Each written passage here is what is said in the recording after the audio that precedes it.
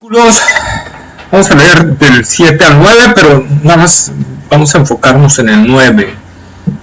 ¿Sí? Romanos capítulo 8, versículos 7 al 9. En cuanto a los designios de la carne, son enemistad contra Dios, porque no se sujetan a la ley de Dios ni tampoco pueden. Y los que viven según la carne no pueden agradar a Dios. Mas vosotros no vivís según la carne, sino según el Espíritu, si es que el Espíritu de Dios mora en vosotros. Y si alguno no tiene el Espíritu de Cristo, no es de él. Ok, entonces en específico vamos a ver hoy el versículo 9, porque los otros del 4 al 8 lo vimos en la clase pasada, ¿verdad? Y hablamos de qué eran las obras de la carne, lo que eran las obras de la carne. Y Pablo aquí en el versículo 9 de Romanos 8 dice más, o sea, después de hablar de lo que es vivir en la carne, después de decir qué es vivir en la carne, dice Pablo, más vosotros, o sea, le está hablando a los que está dirigiendo la palabra, en este caso a nosotros los cristianos, a todos los cristianos en todo lugar, dice, más vosotros no vivís según la carne. Nosotros no vivimos, el cristiano no vive según la carne. El cristiano no puede vivir según los designios de la carne, porque ha habido una transformación en su vida, ha habido un nuevo nacimiento, ha habido un cambio de naturaleza. El que está en Cristo es nueva criatura, dice el apóstol Pablo, ¿verdad? Las cosas viejas pasaron y aquí todas son hechas nuevas, ¿sí? El apóstol Pablo nos habla claramente, entonces, nosotros no podemos, si somos cristianos, que la naturaleza carnal esté en nosotros. Una cosa es que tengamos luchas con la carne y otra muy diferente es vivir según la carne, ¿sí? Vivir según la carne es tener los deseos de la carne. Es como decir, hoy tengo ganas de emborracharme, pues me voy a emborrachar, ¿verdad? Y estoy siguiendo un designio, ¿sí? Hoy tengo ganas de, no sé, de robar, y robas, y no hay algo que te lo impida. Estás siguiendo los designios de la carne, estás viviendo una vida carnal. Entonces, dice Pablo, un cristiano no puede vivir según la carne. ¿Por qué? Repetimos, porque ha tenido un cambio en su vida. Ahora hay un cambio de razón, ahora hay algo adentro que le dicta que ha sido transformado, ¿sí? Por ejemplo, leamos Lucas, por favor, Lucas capítulo 23, versículo 24. ¿Cómo te llamas? Selene. Pues que no tengo descargada la Biblia, apenas llevamos. Lucas, ¿qué? 23, versículo 24. 23.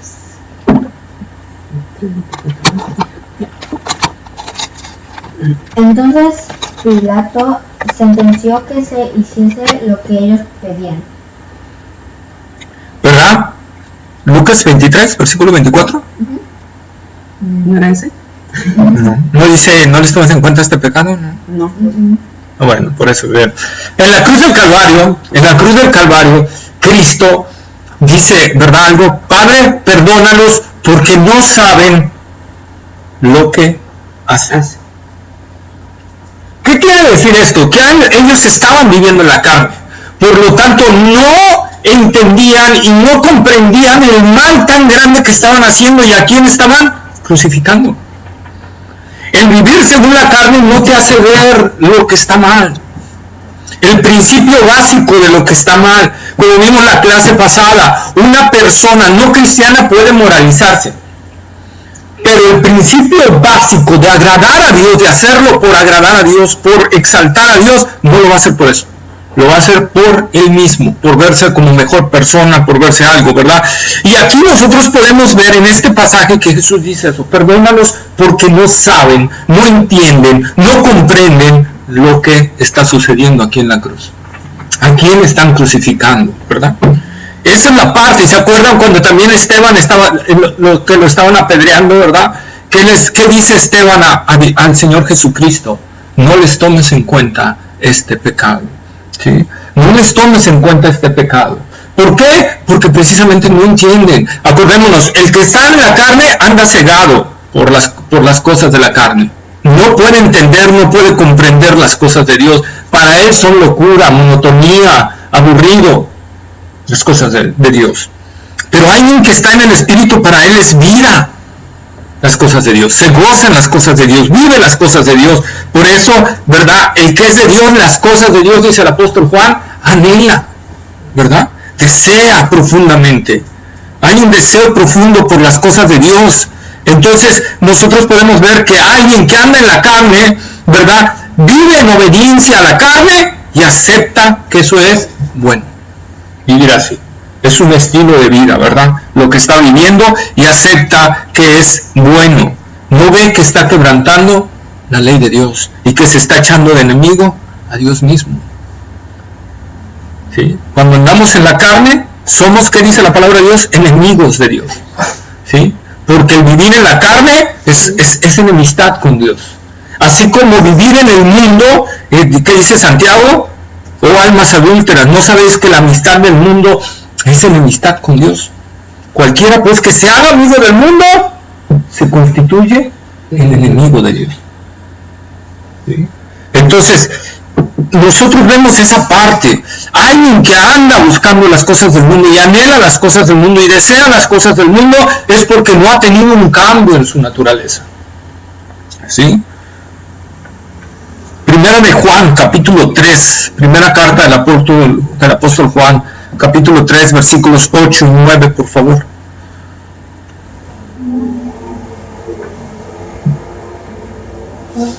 El que practica el pecado es el diablo, porque el diablo peca desde el principio. Pero para esto apareció el Hijo de Dios, para deshacer las obras del diablo. Ahí está, ¿verdad? El que practica el pecado es el diablo, practicar el pecado. O sea, constantemente lo está haciendo. Y alguien que practica, pues se goza en eso que está practicando, ¿verdad? Se goza en eso que está practicando. Por lo tanto, si alguien está gozándose en el pecado, quiere decir que es el diablo. O sea, eso no lo mando a decir yo, lo está diciendo el Espíritu Santo a través del apóstol Juan en esta carta, ¿verdad? Todo aquel que practica el pecado es del diablo. Jesucristo le dijo inclusive a los líderes religiosos de su tiempo y a los judíos de su tiempo, que era su pueblo, ¿verdad? Ustedes son de vuestro padre, el diablo, porque las obras del diablo practican, exactamente, ¿verdad? Porque las obras del diablo hacen o practican, es lo mismo, ¿sí? Nosotros definimos realmente qué somos en lo que hacemos. Como dijo Jesús, por sus frutos los vas a conocer, ¿sí? Los vas a conocer. Un árbol de naranjas da naranjas. Nunca verás un árbol de naranjas dar peras o uvas o tunas, ¿verdad? Nunca verás eso. Entonces, lo mismo sucede en la vida de un cristiano. Nunca un cristiano puede estar dando con un fruto diferente a lo que es. Puede un tiempo estar batallando con su carne, ¿verdad? Puede un tiempo estar a lo mejor influenciado por la carne debido a un descuido espiritual, pero no vivimos según la carne. No hay un deleite en la carne, no hay un deleite en lo que estás haciendo. Es más, cuando andas así, andas mal. Y lo sabes, y lo entiendes, y dentro de ti hay una tristeza por no estar agradando las cosas de Dios.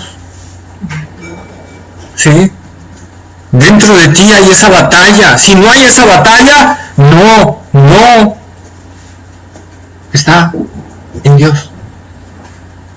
Enseñó hace tiempo, un día le preguntaba a un anciano de una iglesia donde yo asistía de chico. Y él me decía, oye Edgar, veo que tú buscas mucho del Señor y todo eso. Y yo digo, sí, pero tengo muchas batallas. O sea, en serio, tengo unas batallas bien fuertes y todo. Y él me decía, preocúpate cuando no tengas esas batallas. Porque no lo vas a ver anormal. Sí, porque no es algo normal, ¿verdad? Que un cristiano no tenga batallas con su carne. Pero una cosa es tener batallas con la carne y otra cosa es vivir en la carne, ¿verdad? Complacerse en la carne. Que lo que esté haciendo no le provoque una angustia. ¿Sí? Vemos entonces que vivir según la carne simplemente no es de Dios. Primera de Juan, capítulo 5, versículo 18, nos va a decir por qué. Primera de Juan, capítulo 5, versículo 18. Sabemos que todo aquel que ha nacido de Dios no practica el pecado, pues aquel que fue engendrado por Dios le guarda, y el maligno no le toca. ahí está, ¿verdad? Otra vez que dice, y sabemos que todo aquel que ha nacido de Dios, y sabemos que todo aquel que ha nacido de Dios, no dice, y algunos saben, ¿no? Y sabemos, todo cristiano lo sabe, ¿sí?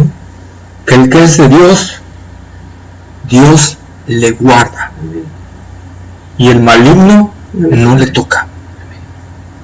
No le puede tocar. Por eso es que no podemos vivir según a la carne. Por eso es que la carne, el pecado, no puede volver a destruir nuestro espíritu, porque Dios está guardándonos.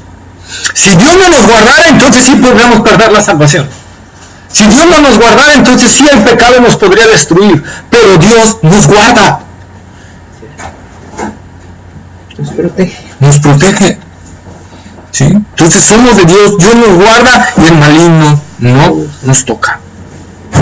¿Se acuerdan de las palabras del Señor Jesucristo a Pedro? Pedro, Satanás ha pedido tu alma para zarandearte, pero yo he rogado para que tu fe no falte. Satanás pidió a Pedro y le fue concedido, pero Jesús intercedió, ¿para qué?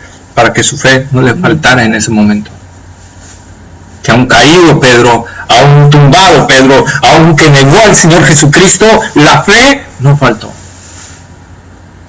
Porque hay alguien que está intercediendo siempre por nosotros en la cruz. Por eso no podemos vivir según la carne, porque tenemos, aparte de que Dios nos guarda, tenemos a un sumo sacerdote que está intercediendo día y noche por nosotros ante el Padre Jesucristo, ¿verdad? Él está intercediendo por nosotros. Por lo tanto, cuando el diablo quiere venir, ¿verdad?, para destruirnos, Jesús dijo, Padre, yo pagué por Edgar en la cruz del Calvario. ¿Sí? Y por lo tanto, así el diablo nos tumbe y nos revuelca un tantito en el piso, porque Dios ha permitido que nos zarandee, ¿verdad? La fe del verdadero cristiano no va a faltar nunca. ¿Eso qué quiere decir? Lo pueden ver en la vida del apóstol Pedro. Cuando Pedro negó a Jesucristo, ¿qué pasó inmediatamente? Después de que lo negó 3 veces y el gallo cantó, ¿qué pasó? ¿Se dio cuenta que hizo mal? ¿Y qué pasó? ¿Qué pasó en su vida? Dice la palabra de Dios, y lloró amargamente. Es lo que les digo, un cristiano cuando hace algo mal, indebido delante de Dios, hay una tristeza profunda en su corazón. Un cristiano cuando peca, que no siente tristeza en su vida, es de preocuparse. ¿Sí? Pues no es cristiano, ¿no? Lo más seguro es que no sea cristiano. Lo más seguro es que no sea cristiano, ¿verdad? Porque no siente ese redarguir. Pedro ahí lo podemos ver inmediatamente, dice, lloró amargamente. Y aunque pasó tiempo para que fuera restaurado, ¿verdad?, y regresado hasta que el Señor Jesús resucitó, ¿verdad? Y ya vimos que lo tuvo que ir a ver y Pedro me ama, si Pedro me ama, si Pedro me ama. ¿Se acuerdan? Sí. Hasta ese tiempo fue cuando pero pasaron varios días para que Pedro fuera restaurado. Pero Pedro durante ese tiempo no se gozó en el pecado. Pedro durante ese tiempo no vivió una vida de, pues ya, lo negué, me voy a ir a perder. Estaba en aflicción. Sí, estaba en angustia, estaba triste, estaba acongojado. Entonces nosotros vemos la vida de un verdadero cristiano. David, por ejemplo, cuando adulteró y fue el actor intelectual del asesinato, ¿verdad?, del esposo, nosotros leemos un salmo, ahorita no lo traigo aquí a la memoria porque no lo traía de ejemplo, pero nosotros leemos un salmo donde dice David que le dolía hasta los huesos a causa del pecado. Entonces, la vida de un cristiano cuando cae en pecado no es una vida de dicha, de gozo.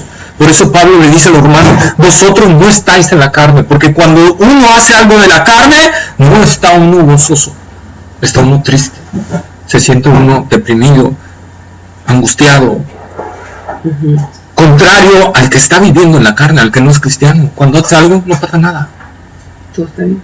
No pasa nada. Quizás se medio preocupa porque eso, si algo de pero ya, mientras nadie lo vea no hay problema. ¿Y si me caen? ¿Y si me cachan? Y si me cachan, ¿no? Preocupado más por las personas, de que lo vean. Pero el cristiano se preocupa por lo que hizo contra Dios. O sea, esa es la verdadera naturaleza. De ahí parte todo, en esa parte, ¿sí? Entonces nosotros podemos ver, dice, que Dios nos guarda y el maligno no le toca. Ahora, si nosotros vemos y utilizamos el contexto, siempre tenemos que utilizar el contexto de los capítulos 4, 5 y 6 de Romanos, la obra de Cristo en la cruz del Calvario hizo que nosotros ya no, por fe, ya no vivamos en la carne, porque Él pagó todo por nosotros. Él fue el sustituto de nosotros. Él fue el sustituto de la humanidad, del segundo Adán, para que así como cuando Adán pecó todos mueren, ¿verdad? Todos los que nacen de la descendencia de Adán, todos estamos condenados a morir y morir eternamente en el pecado, ¿verdad? Pero a través del segundo Adán en la cruz, Dios dice, todos los que ahora nacen a través del segundo Adán, todos vivirán. Porque ahora nosotros, esto es lo que tenemos que tener, ¿cómo lo podemos decir? Que tener que tomarlo por fe. Esto es algo de fe. Entender que cuando Jesús murió en la cruz del Calvario, pagó a través de su carne mi condenación.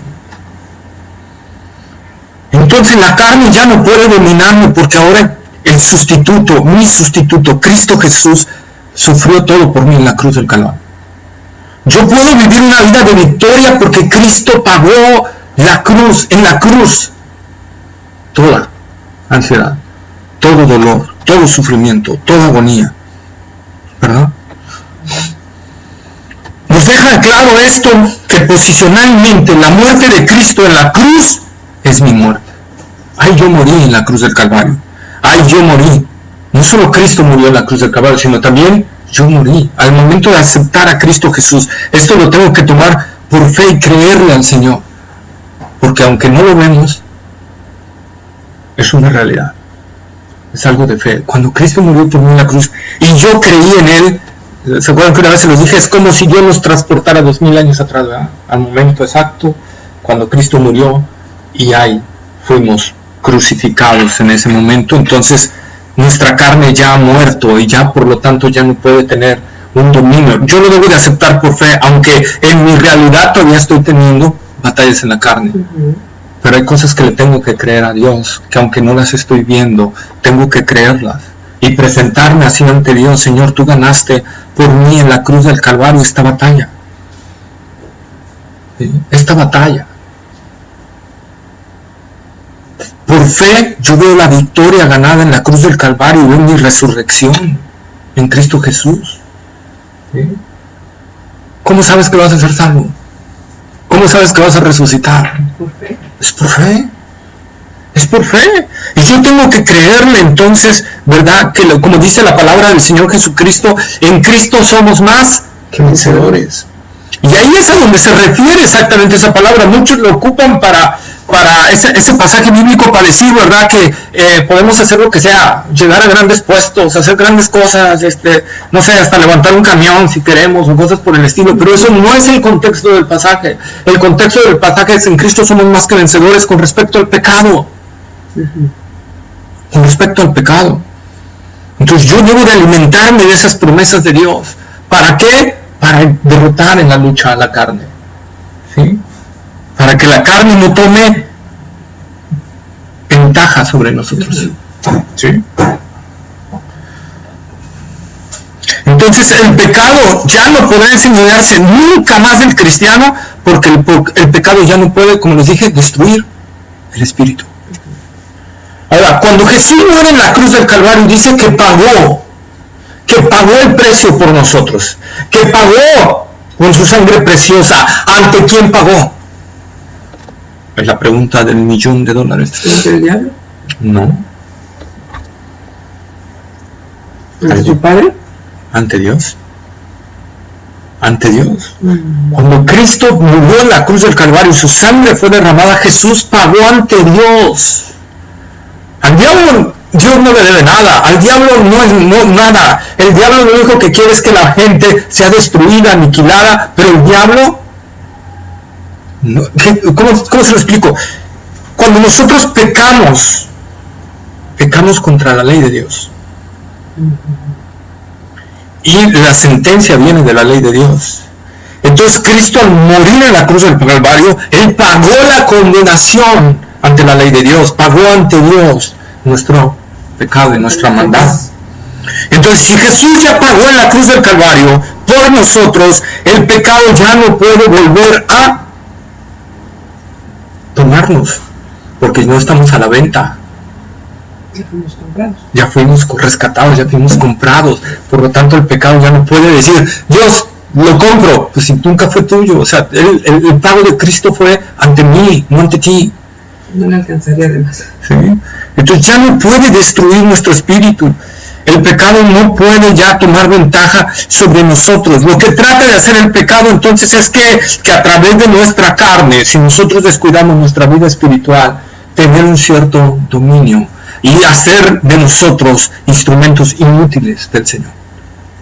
Eso sí puede hacer el pecado y Satanás. Hacernos instrumentos inútiles de Dios. Inútiles totalmente. Que no demos luz. Que no hagamos que la gente vea en nosotros a Cristo Jesús. Y eso no debemos permitirlo, porque nosotros estamos llamados a ser victoriosos sobre la carne. ¿Sí? Pero Edgar, ¿cómo? Si en el capítulo 7 vimos que Pablo tenía esas luchas con su carne y lo que quería hacer no lo hacía así. Pablo estaba explicándonos para entendernos las luchas que tenemos en verdad, que son luchas férreas, difíciles. No es una lucha fácil. Va a haber días en que la carne se sube, ¿verdad? Y quiere tomar el dominio. Pero aquí en el capítulo 8, Pablo nos dice cómo obtenemos la victoria sobre la carne. Y una de ellas es reconocer lo que Jesús hizo por mí en la cruz del Calvario. Debo de tener bien claro que Jesús pagó el precio por mí. Que Él murió en la cruz del Calvario y que por lo tanto el viejo hombre, mi antigua naturaleza, ya fue clavada en la cruz del Calvario. Romanos capítulo 6, versículo 6, Romanos 6, 6.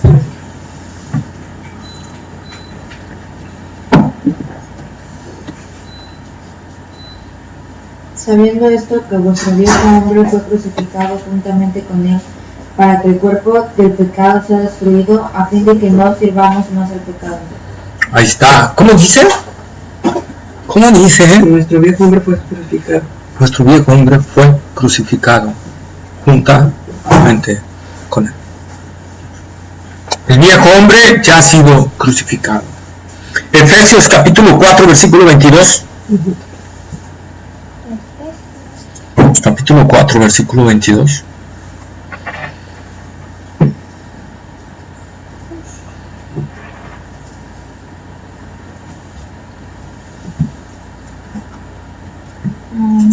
En cuanto a la pasada manera de vivir, despojaos del viejo hombre, que está viciado conforme a los deseos engañosos.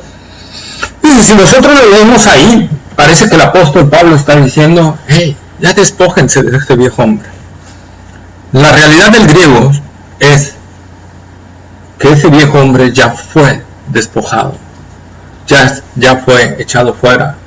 Es como si Pablo dijera, no entiendo por qué están cargando a un muerto, no entiendo por qué están cargando a alguien que ya no está vivo y lo siguen cargando cristianos. Ya, quítense de ese peso, ya échenlo fuera, ya, ese viejo hombre ya murió, esa vieja naturaleza fue transformada y cambiada en una nueva naturaleza. Colosenses 3:9.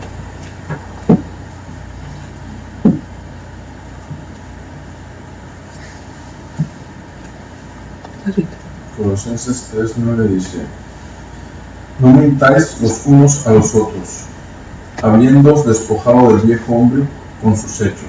Ahí está, no mintáis los unos a los otros, habiéndoos despojado. O sea, otra vez, ya se despojaron de ese viejo hombre. ¿Por qué quieren seguir viviendo conforme a su antigua naturaleza si ya no tiene poder sobre ustedes? No cedan, en pocas palabras, como si Pablo estuviera diciendo, no cedan a la carne. No cedan, ya despójense de eso, cámbiense. Por eso Pablo dice, renueven su mente. ¿Cómo la voy a renovar? A través de estar estudiando la palabra de Dios. Y estudiando la palabra de Dios y conoceréis la verdad, y la verdad os hará libres. Cuando tú conoces la Escritura entiendes que el viejo hombre ya está muerto. Y que cuando yo obedezco al pecado es porque cedí en esa batalla. ¿Verdad? Cedí en esa batalla. Y porque muchas veces caí. ¿Por qué? Porque descuidé mi comunión con el Señor. quien es que me da la victoria. ¿Sí? Por eso muchas veces caemos en la carne. Gálatas 2:20.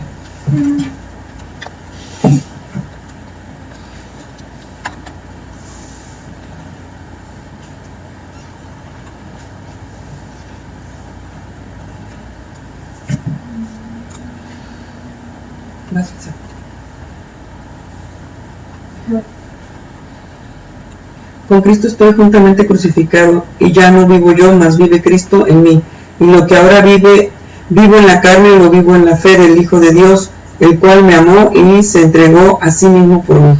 Este versículo resume todo lo que he dicho. Con Cristo estoy juntamente crucificado.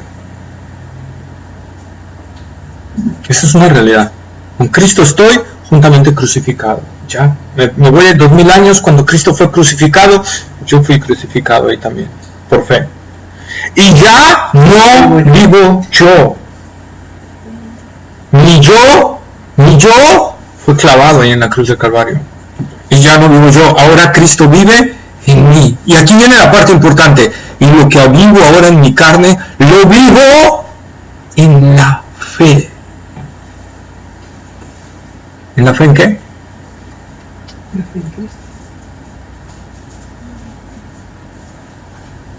La fe en el Hijo de Dios. En la fe. Y eso es lo que les decía. Debo de creerlo, esa parte. Que Él me ha dado la victoria. Que su obra en la cruz me dio la victoria. Que aunque no le vea vencedor, soy vencedor en Cristo Jesús. Y debo de creerle eso al Señor. Él ha pagado en la cruz y ha muerto para nosotros, para que nosotros vivamos ahora en el Espíritu. ¿Y qué es vivir en el Espíritu? Vivir en el Espíritu es simple y sencillamente que esos nuevos deseos que el Señor ha puesto en ti, los empecemos a seguir. ¿Cuáles son esos deseos? El deseo de vivir en santidad. Hay un deseo nuevo dentro de nosotros. Y esa es la diferencia de la carne. La carne que quería hacer lo suyo, exaltar al yo, por ejemplo, cuando queremos moralizarnos, ¿verdad? Es porque yo quiero ser mejor persona. Pero cuando tú naces de nuevo, ahora no es lo que tú quieres ser, ahora es que lo quieres agradar a Él. Y quieres vivir por Él, y quieres vivir amándolo a Él, y quieres vivir sirviéndole. Hay nuevos deseos que han cambiado rotundamente, que antes no los tenías, y ahora es que esa es muestra de que has nacido de nuevo y que vives en la vida del Espíritu. Y es solo a través del Espíritu que nosotros podemos vencer a la carne. Ahí está la clave de la vida victoriosa.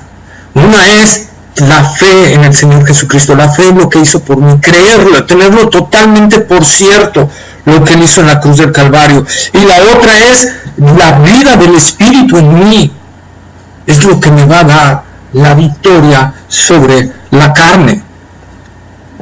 Dentro de las funciones que tiene el Espíritu Santo está uno, guiarnos a toda verdad. Juan capítulo 16, Evangelio de San Juan capítulo 16, versículos 13 y 14.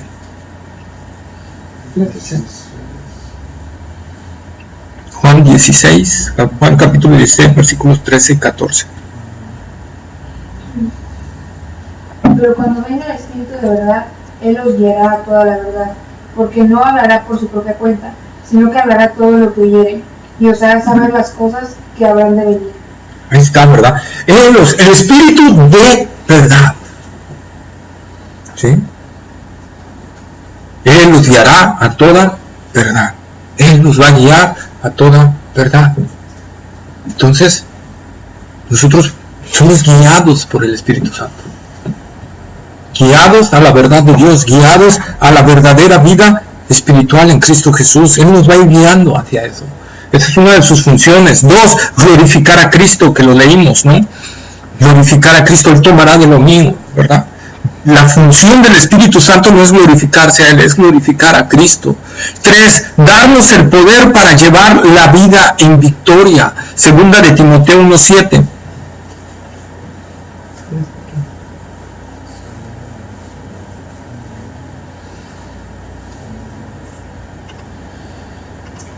Porque no nos ha dado Dios espíritu de cobardía, sino de poder, de amor y de dominio propio. No nos ha dado Dios espíritu de cobardía, sino de poder. Y hablábamos que esa palabra poder en griego era, ¿qué significaba? Tenía dos. De esa palabra en griego salieron dos palabras que conocemos hoy. Una, dinamita, ¿verdad? Que es genera una explosión, ¿verdad? Y todo lo que está a su alrededor cambia rotundamente. Y el otro era dínamo, ¿verdad? Que es una energía, es un aparato que produce energía continua. Entonces es lo que Pablo está diciendo: Dios no nos ha dado espíritu de cobardía, sino de poder, de ese poder continuo dentro de nosotros para poder vencer, ¿verdad? Para poder llevar esa vida de victoria, sino de poder, de amor, y luego dice dominio propio. Dominio propio. ¿Y qué es el dominio propio? Precisamente eso. Y aunque la carne, ¿verdad?, tiene sus deseos y sus detalles y sus batallas, tú tienes el dominio sobre eso. El dominio sobre esas batallas. El Espíritu Santo, el punto 4, nos consuela y nos alienta. Juan 14:16, por favor. Juan 14:16.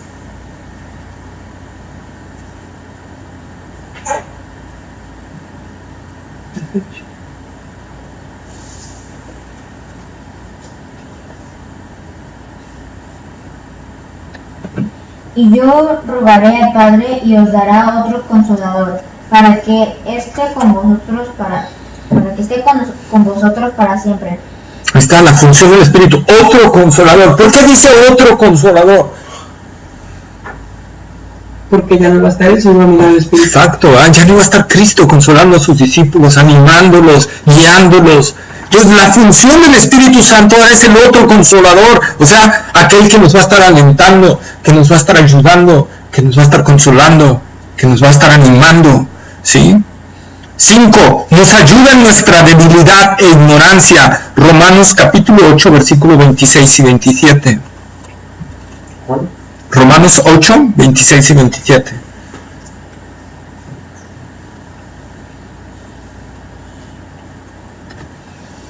Jesús dice: y de igual manera el Espíritu nos ayuda en nuestra debilidad. Pues ¿qué hemos de pedir como conviene? No lo sabemos, pero el Espíritu mismo intercede por nosotros con gemidos indecibles. Hasta el que escudriña los corazones sabe cuál es la intención del Espíritu, porque conforme a la voluntad de Dios intercede por los santos. Ahí está, ¿verdad? Entonces el Espíritu Santo no solo está intercediendo en nuestras necesidades, está intercediendo en nuestra debilidad también. ¿Sí? En nuestra debilidad. 6. Por medio de Él, por medio del Espíritu Santo, podemos dar efectivo testimonio de Jesucristo. Juan capítulo 15, versículo 26 y 27. Y Juan 16, 7 y 9. Juan 15, ¿qué? 26 y 27. 26 y 27. Y Juan capítulo 16, versículos 7 y 9.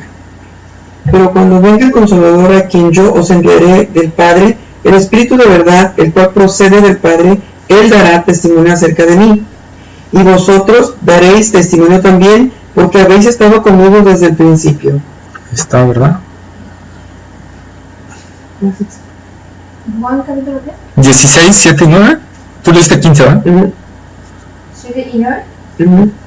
Pero yo os digo la verdad, os conviene que yo me vaya, porque si no me fuera, el Consolador no vendría a vosotros, mas si me fuere, os lo enviaré. Ahí está, ¿verdad? Y Hechos capítulo 2, ¿qué dice? Perdón, ese mismo dice que cuando el Espíritu Santo venga, dice, me seréis testigos. ¿Verdad? El Espíritu Santo que habita en el creyente, Jesús dijo, y recibiréis poder cuando haya venido sobre vosotros el Espíritu Santo, y me seréis testigos. Nosotros tenemos al Espíritu Santo, y entonces podemos ser testigos por medio de Él.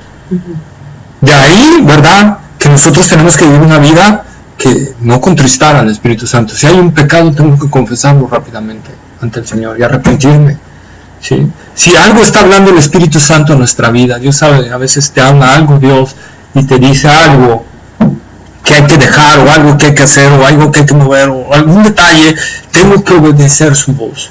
¿Por qué? Porque si no endurezco mi corazón, y entonces el Espíritu Santo puede callar en esa área y ya no hablarte. Por eso Pablo dice, no apagues al Espíritu Santo, y es precisamente la diferencia. Lo apago ¿cuándo?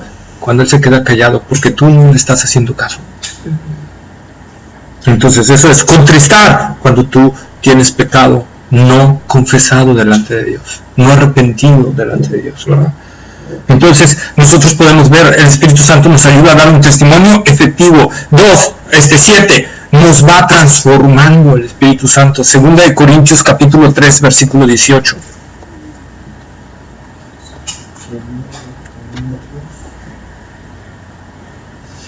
¿2 qué? 2 Corintios 3, 18. 3:18. Por tanto, nosotros todos, mirando a cara descubierta como un espejo la gloria del Señor, somos transformados de gloria en gloria en la misma imagen, como por el Espíritu del Señor. Ahí está, ¿verdad? Somos transformados de gloria en gloria, como por el Espíritu de Dios. El Espíritu de Dios va haciendo el proceso de transformación. Cuando Pablo dice, el que empezó en vosotros la buena obra la perfeccionará en el día de Jesucristo, está hablando del Padre, pero el Padre a la vez está actuando por medio del Espíritu Santo en nosotros, y nos va transformando el Espíritu Santo. El Espíritu Santo entonces está haciendo la obra de la santificación en nosotros. Hay una parte fundamental, otra vez, de no contristar al Espíritu de Dios, y la parte fundamental de no apagarlo, de obedecer su voz. Como vimos, ¿verdad? Una vida según el Espíritu es una vida que camina de acuerdo también a la palabra de Dios, ¿sí?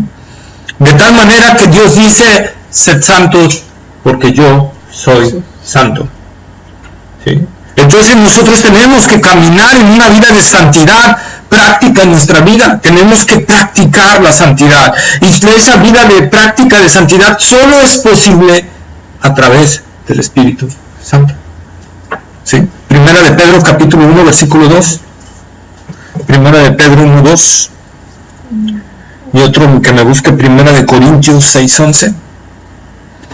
Primera de Pedro capítulo 1 versículo 2 y Primera de Corintios 6, 11.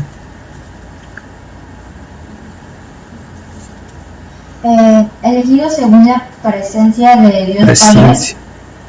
Presencia. Presencia Ándale. de Dios Es que sí está Padre difícil esa en palabra. santificación del Espíritu para obedecer y ser rociados con la sangre de Jesucristo. Gracia y paz os han multiplicado. Sí. Sí, es que esta palabrita se llama también lo de presencia de tema, pero es que sí está dificilita. Presencia. A veces hay que parar un poquito ahí. La presencia. ¿Qué es la presencia? El conocimiento anticipado de Dios, ¿verdad? Que Dios conoce todo desde antes de la fundación del mundo, ¿no? ¿No viene la palabra ciencia? Que es el conocimiento, sí. Conocimiento anticipado. Sí. Entonces Dios conoce todo desde antes de la fundación del mundo, ¿no? Dice, de ver a la presencia de Dios, ¿verdad? ¿De qué? Para ser rociados. Pero dice el apóstol, para obediencia. Entonces, ¿pero por medio de quién? Del Espíritu. Yo dependo del Espíritu para obedecer al Señor. Sí, se no podría. Sí, no, definitivamente no. La carne nos revolcaría y feo. Primera de Corintios 6:11. Dice, y esto eres algunos, mas ya habéis sido lavados, ya habéis sido santificados, ya habéis sido justificados en el nombre del Señor Jesús y por el Espíritu de nuestro Dios. Ahí está, ¿verdad? Y estos erais algunos, mas ya habéis sido lavados, ya habéis sido justificados. ¿Y qué más? Me faltó una, se va por ahorita. Ya habéis sido lavados, ya habéis sido justificados Por el nombre. en el nombre de Jesús y por el Espíritu De Dios. O sea, el Espíritu de Dios va haciendo esa obra en nosotros. Así, lo que somos nosotros, lo que somos, ¿qué somos? Primera de Pedro capítulo 2 versículo 9. Primera de Pedro 2, 9. Mas vosotros sois linaje escogido, real sacerdocio, nación santa, pueblo adquirido por Dios, para que anunciéis las virtudes de aquel que os llamó de las tinieblas a su luz, admirable. Entonces, a través del Espíritu Santo, yo voy a reflejar lo que soy. Linaje escogido. Soy un linaje escogido, soy un real sacerdocio, no soy cualquier cosa, soy un real sacerdocio ante el Señor, no ante el mundo. Yo no puedo presumirle al mundo, porque el mundo va a decir está deschavetado, pero ante Dios yo sé lo que soy. Soy un real sacerdote, soy un linaje escogido, soy nación santa, soy un pueblo adquirido por Dios para anunciar las virtudes de aquel que nos llamó de las tinieblas a su luz admirable, ¿verdad? Entonces esa vida práctica solo se puede a través del poder del Espíritu Santo, y eso es lo que Pablo precisamente le explica a la iglesia de Éfeso y les dice que está orando por eso. Vamos a ver Efesios capítulo 3, vamos a ver toda la oración, capítulo 3, versículos 14 al 21, por favor. ¿Del 3 al qué? 3, 14 al 21. Por esta causa doblo mis rodillas ante el Padre de nuestro Señor Jesucristo, de quien toma nombre toda familia en los cielos y en la tierra, para que os dé, conforme a las riquezas de su gloria, el ser fortalecidos con poder en el hombre interior por su Espíritu, para que habite Cristo por la fe en vuestros corazones, a fin de que, arraigados y cimentados en amor, seáis plenamente capaces de comprender con todos los santos cuál sea la anchura, la longitud, la profundidad y la altura, y de conocer el amor de Cristo, que excede a todo conocimiento, para que seáis llenos de toda la plenitud de Dios. Y aquel que es poderoso para hacer todas las cosas mucho más abundante de lo que pedimos o entendemos, según el poder que actúa en nosotros. A él sea gloria en la iglesia en Cristo Jesús por todas las edades, por los siglos de los siglos. Bueno, fíjense, Pablo que oraba, dice, para que sean fortalecidos en el hombre interior. ¿Cómo voy a ser fortalecido? A través del Espíritu Santo, del poder del Espíritu. Pablo oraba por eso ante el Señor. Dice, yo doblo mis rodillas ante Dios para que ustedes entiendan esto, el ser fortalecidos en el hombre interior. Y cuando ustedes son fortalecidos en el hombre interior a través del Espíritu, podemos comprender cuál es la anchura, la longitud, la profundidad, y de conocer el amor de Cristo. Y al conocer ese amor de Cristo somos llenos de toda la plenitud de Dios. Y cuando somos llenos de toda la plenitud de Dios, entonces podemos vivir una vida de santidad y cristiandad en el Señor, ¿verdad? Eso es lo que Pablo está diciendo, la importancia entonces de tener esa comunión con el Señor y de entender esto, de entender que en nosotros habita el Espíritu de Dios, que tiene todos los atributos de Dios y que está para ayudarnos en nuestra debilidad. Por lo tanto, cuando yo vea que voy a ceder a una tentación, puedo pedir, Señor, ayúdame. Espíritu Santo, ayúdame a no fallarle a mi Señor. Ayúdame, Señor. ¿Verdad? Y si nosotros clamamos en ese instante, la ayuda va a venir. La ayuda va a venir. E inmediatamente, ¿verdad? También el apóstol le dice a los cristianos, después de que hace esta oración, después de que Pablo hace esta oración del 3, 14 al 21, en el versículo 4, versículo 1, Pablo dice que debemos de andar así. Efesios 4, 1.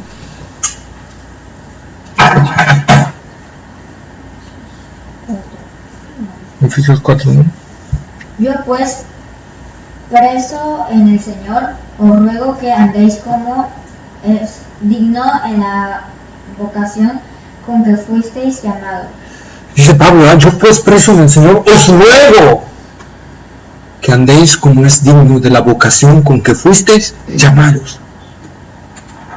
Pablo está diciendo, a ver, hermanos, si entienden, Pablo como diciendo, la verdad, entiendan esto, tenemos todo para vivir así, tenemos todo para vencer, hermanos.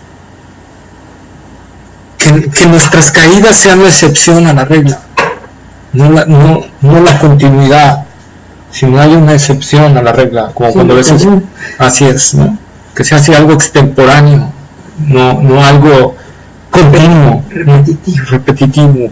Entonces Pablo está diciendo, entienden eso, y luego Pablo dice, os ruego, hermanos, que andéis como es digno de la vocación con que fuisteis llamados.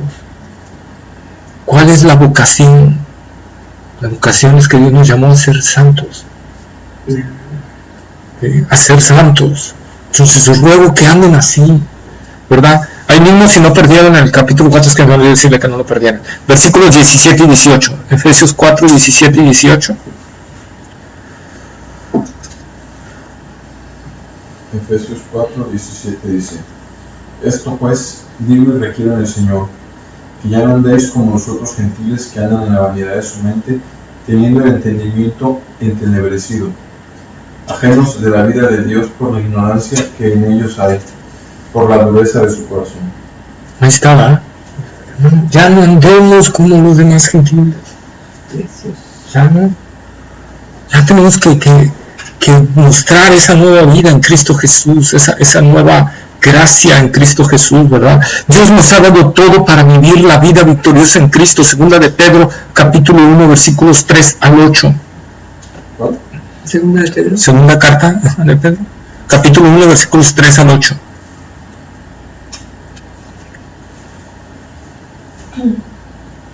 Como todas las cosas que pertenecen a la vida y a la piedad nos han sido dadas por su divino poder, mediante el conocimiento de aquel que nos llamó por su gloria y excelencia, por medio de las cuales nos ha dado preciosas y grandísimas promesas, para que por ellas llegaseis a ser participantes de la naturaleza divina, habiendo huido de la corrupción que hay en el mundo a causa de la concupiscencia.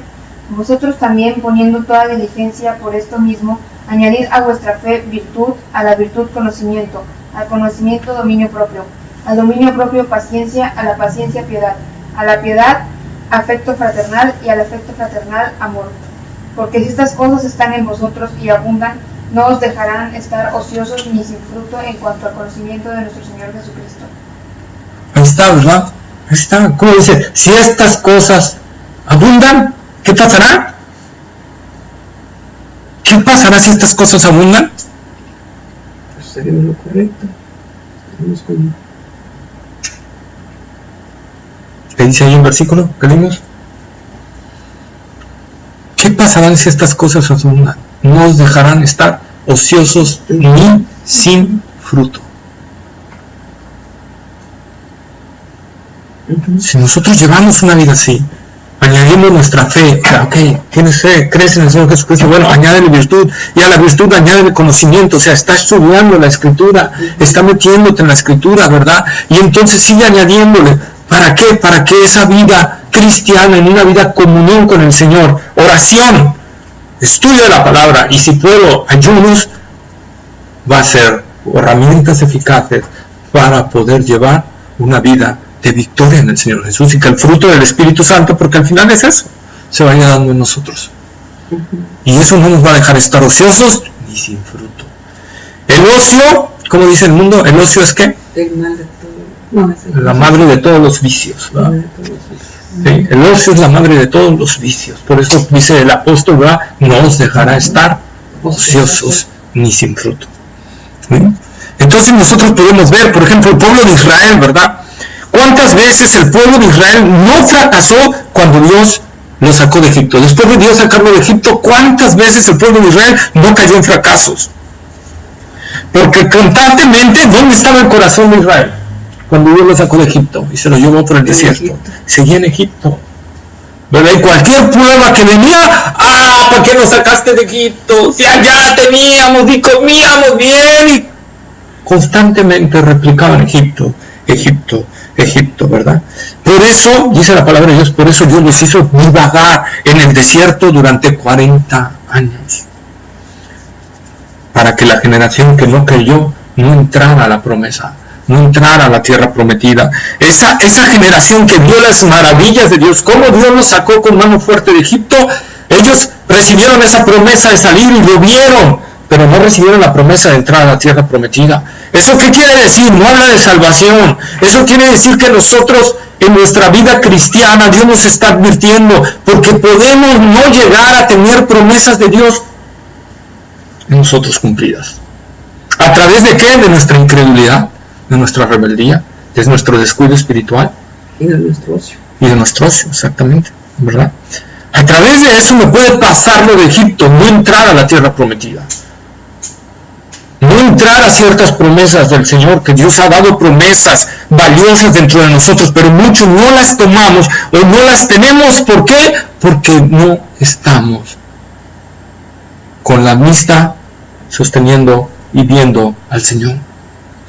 Seguimos con el corazón en el mundo, en las cosas pasadas, y seguimos pensando en eso. Y entonces Dios no quiere eso, y por eso a esa generación Dios no la puede llevar al lugar prometido, ¿verdad? Dios no la puede llevar. Tú quieres tener una vida victoriosa en Cristo Jesús, créele al Señor, créele al Señor, y cumple los medios de gracia que Dios ha dado: oración, estudio de la palabra, ayuno. Y créeme que vas a ver las maravillas de Dios, que vas a ver la gloria de Dios. Dios honra a los que le honran, dice la palabra de Dios. Y Hebreos 6.1, sin fe es imposible, 12, sin fe, 11.6, Hebreos 11.6.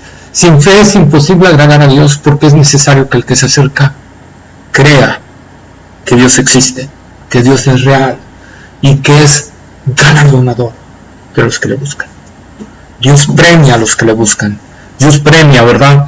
Muchas veces, ¿verdad? Nosotros tenemos que creerle a Dios por encima de lo que estamos viendo, creerle a Dios, ¿verdad? Que Dios va a cumplir su palabra en nosotros y vivir en esa vida. También Hebreos dice: sin santidad, seguid la paz con todos, y la santidad sin la cual nadie verá al Señor. Y no está hablando, hay dos aplicaciones en este texto. La santidad, cuando vengo a Cristo, me es dada. Entonces por eso puedo llegar ante el trono celestial. Pero también Hebreos nos está hablando de una vida práctica. Si yo no estoy caminando en santidad, yo no voy a ver el poder de Dios en mi vida diaria. En mi vida diaria. En mi caminar diario con el Señor, ¿verdad? En mi familia, en muchas cosas. Las promesas de Dios no se cumplen porque muchas veces, a veces estamos mal, ¿no? Dios no ha cumplido su promesa en nosotros a causa de nuestra incredulidad y por ende una vida descuidada espiritualmente. Primera de Corintios, capítulo 10, versículos 1 al 14. Primera de Corintios, capítulo 10, versículos 1 al 14.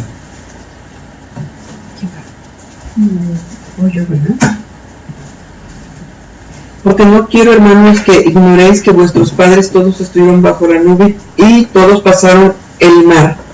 Y todos en Moisés fueron bautizados en la nube y en el mar.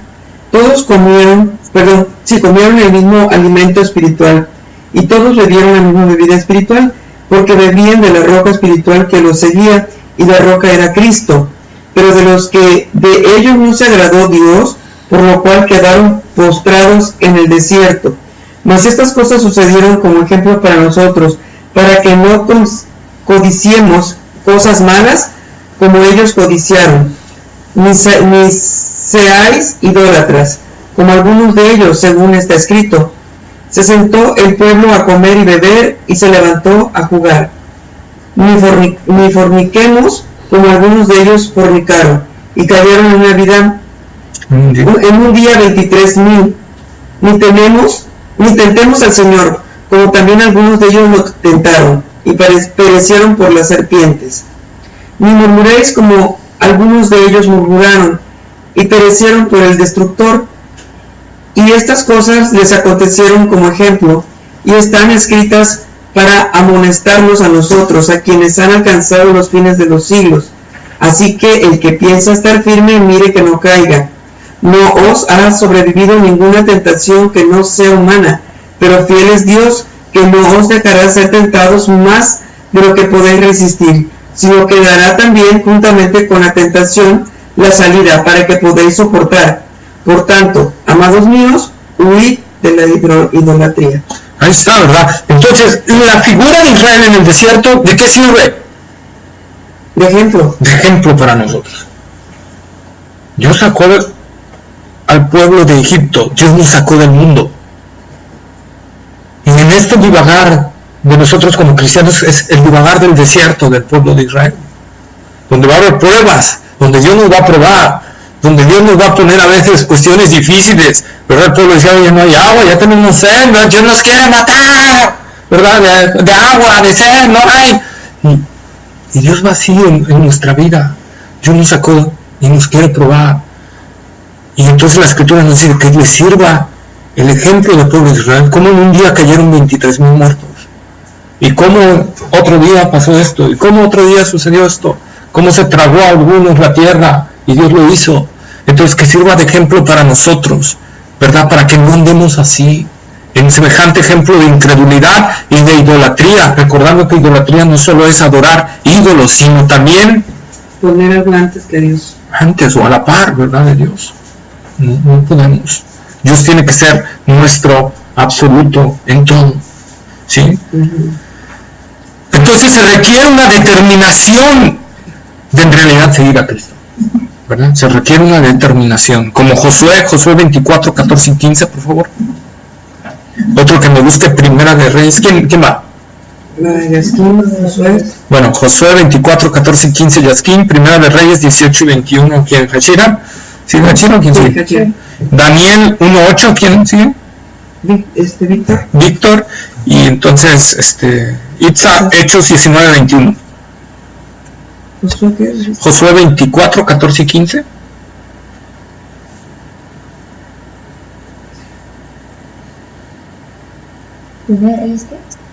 Ahora pues, temed a Jehová y servidle con integridad y en verdad, y quitad de entre vosotros los dioses a los cuales sirvieron vuestros padres al otro lado del río y en Egipto, y servid a Jehová.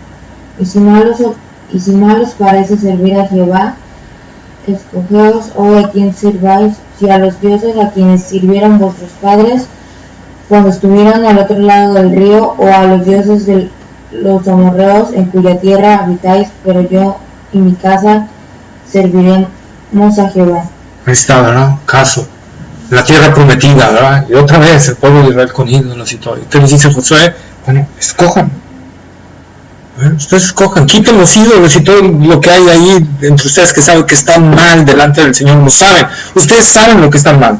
Pero si ustedes quieren servir a los dioses de los amorreos, de los egipcios, de los cananeos, sírvanle. Pero yo en mi casa serviremos al Señor. Hay una determinación de seguir al Señor. Una verdad, una determinación firme. Primera de Reyes 18:21. Y acercándose Elías a todo el pueblo, dijo: ¿Hasta cuándo claudicaréis vosotros entre dos pensamientos? Si Jehová es Dios seguidle, y si Baal ir en pos de él. Y el pueblo no respondió palabra. Ahí estaba. Dice, ¿hasta cuándo? Dice Elías, el profeta al pueblo de Israel, ¿verdad? ¿Hasta cuándo van a claudicar entre dos corazones? Entre dos. Si van Dios, pues váyanse, sírvanle de una vez, entréguense a eso. Pero ya, no anden divagando en su corazón de que, ay, Jehová, Jehová. No. Y si creen entonces que Dios es Dios, pues sírvanle con corazón íntegro. ¿Y qué dice la palabra de Dios? Y el pueblo cayó. No tomó una decisión seria, y se puede seguir viendo en la historia de Israel que no tomó una decisión seria, pero ella sí tomó una determinación seria, ¿va? Entonces depende mucho de qué tanto tomemos una determinación seria. Daniel 1.8 dice: y Daniel propuso en su corazón no contaminarse con la porción de la comida del rey, ni con el vino que él bebía, y dio por tanto al jefe de los eunucos que no se le obligase a contaminarse. Está el principio del por qué existe todo el libro de Daniel. ¿Quieres saber por qué existe todo el libro de Daniel? Daniel 1.8. Y Daniel propuso en su corazón no contaminarse. Y porque él y sus otros 3 amigos hicieron esa convicción de corazón, determinaron eso en su corazón, no contaminarse con la comida del rey, no participar en los mismos actos del mundo, no hacer una diferencia entre el mundo y ellos. Y gracias a esa determinación Dios los respaldó, y nosotros tenemos todo lo demás de la historia de Daniel. Nosotros podemos ver que Dios los utilizó a esos 4 jóvenes porque ellos propusieron en su corazón eso.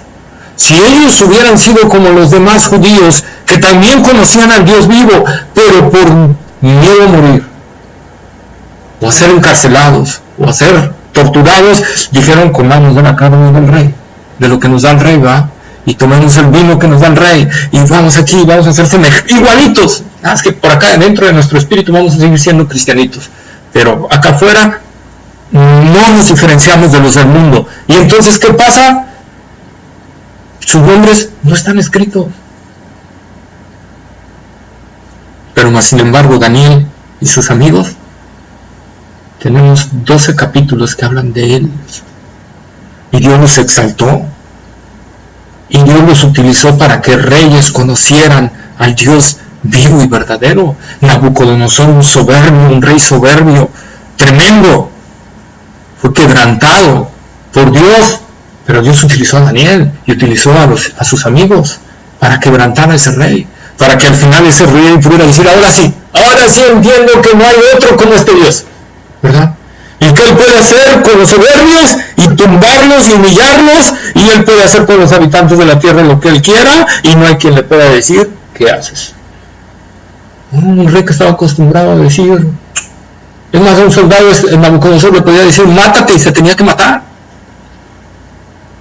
Era un rey soberano, caprichoso.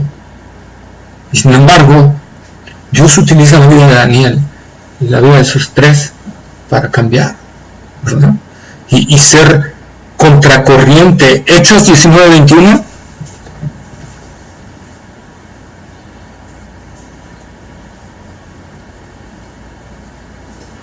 Hechos 19:21.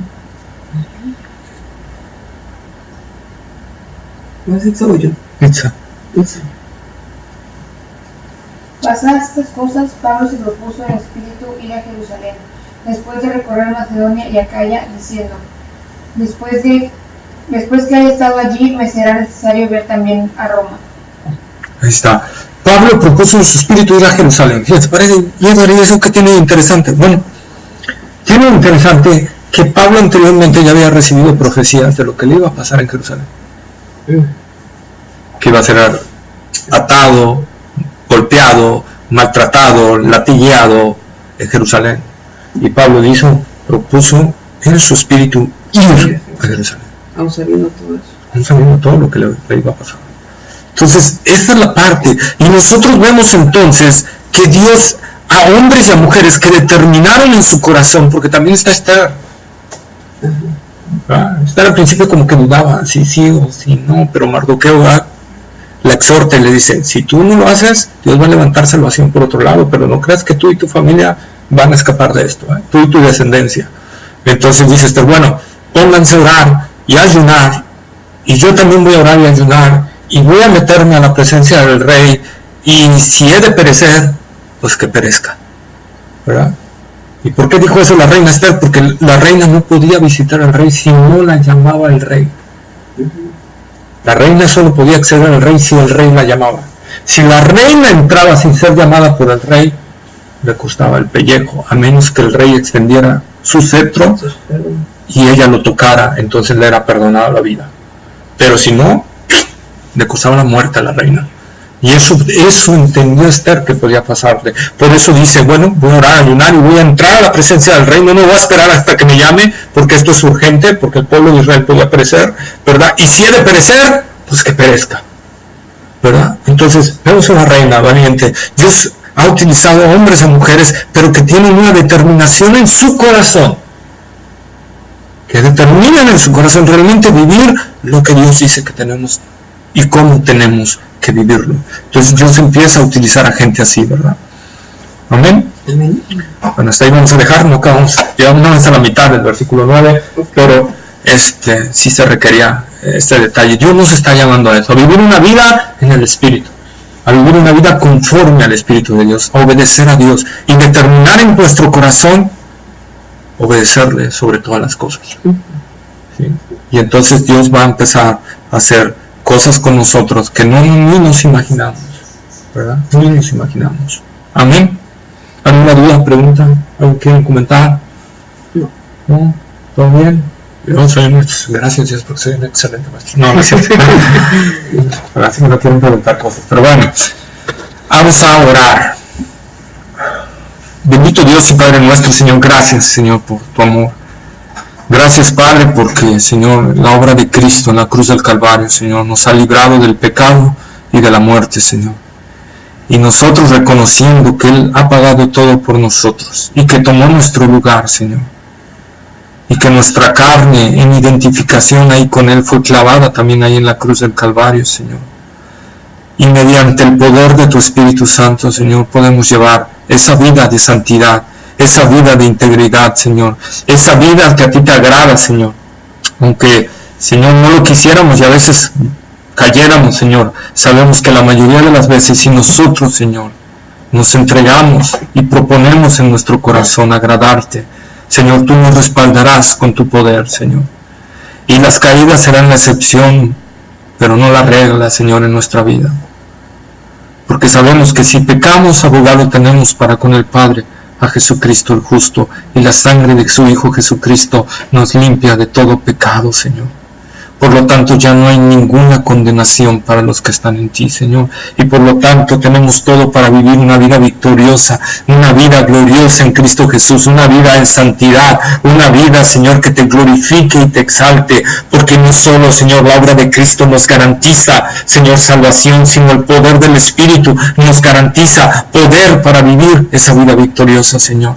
Gracias, amado Dios. Gracias por tu bendita palabra. Gracias por recordarnos tus promesas, Señor. Permítenos, Señor, proponer en nuestro corazón y en nuestro espíritu servirte, agradarte y obedecerte, Señor, como lo hicieron Daniel, como lo hicieron Pablo, como lo hizo Elías, como lo hizo Eliseo y esos hombres y mujeres que están en tu palabra, Señor. Ahí figuran, Señor, porque ellos propusieron por sobre todas las cosas y a una costa de su vida el agradarte a ti, Señor. Que sea así en nosotros, Señor. Te lo rogamos en el nombre de Cristo Jesús y para gloria de tu Hijo. Amén. Amén.